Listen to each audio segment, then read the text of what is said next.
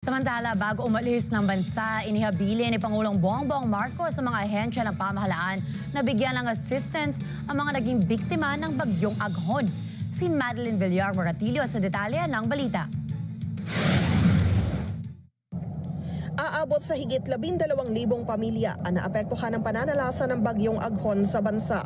Sa ulat ni Pangulong Ferdinand Marcos Jr. bago umalis para sa kanyang state visit sa Brunei Darussalam at pagdalo sa Shangri-La Dialogue sa Singapore, sinabi niya na inatasan na niya ang Department of Social Welfare and Development, Department of Health at Department of Public Works and Highways para makapagbigay ng assistance sa mga biktima ng bagyong Aghon.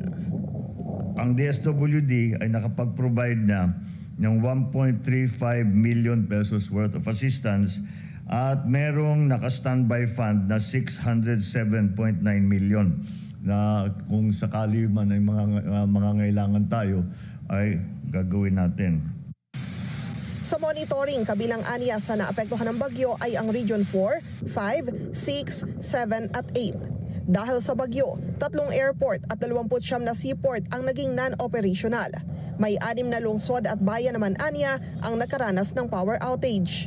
Patuloy naman ang ating gagawin at hindi natin titigilan ito siyempre hanggang matapos ang ating pagtulong sa mga nasalanta, sa mga naging biktima dito sa ating